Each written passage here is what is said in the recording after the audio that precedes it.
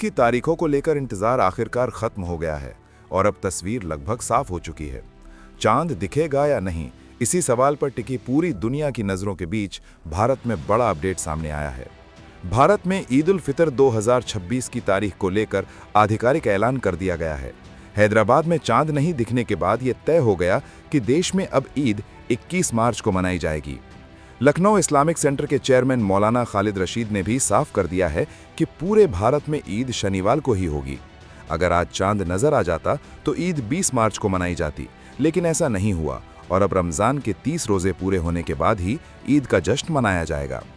दिलचस्प बात यह है कि अलग अलग देशों में ईद की तारीखें अलग अलग सामने आ रही हैं। सऊदी अरब में भी चांद नजर नहीं आया, लेकिन वहां पहले ही 19 मार्च को ईद मनाने का ऐलान कर दिया गया है। वहीं इंडोनेशिया में आधिकारिक तौर पर 20 मार्च को ईद मनाई जाएगी। इसके अलावा दुबई में भी ईद की नमाज को लेकर तैयारियां पूरी हो चुकी हैं और बड़ी संख्या में मस्जिदों में ऐलान कर दिया गया है। ईद की तारीख में यह फर्क नया नहीं है। अलग अलग देशों में चांद दिखने के समय और भौगोलिक स्थिति के कारण ये अंतर देखने को मिलता है। इसी वजह से हर साल ईद अलग अलग दिनों में मनाई जाती है।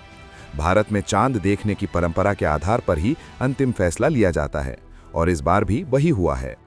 अब जब ये तय हो गया है कि भारत में 21 मार्च को ईद मनाई जाएगी, दुबई में ईद की नमाज को लेकर अब आधिकारिक घोषणा की गई है।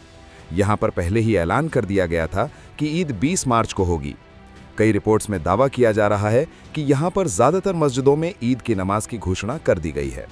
दुबई में कल सुबह ईद की नमाज अदा की जाएगी। रिपोर्ट्स के अनुसार यहां पर सुबह 6:40 पर यह नमाज अदा की जाएगी।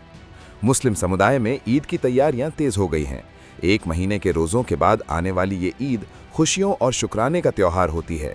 30 रोज़े पूरे करना अपने आप में एक बड़ी इबादत मानी जाती है और इसके बाद ईद का जश्न और भी खास हो जाता है।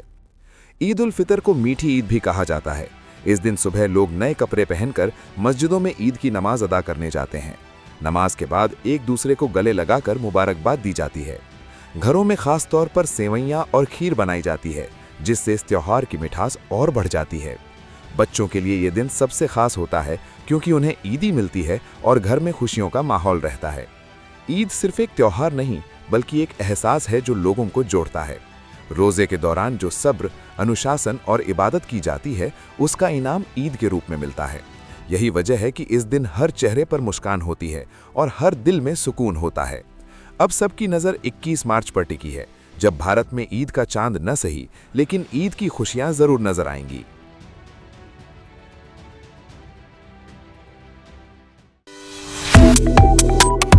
Subscribe to One India and never miss an update. Download the One India app now.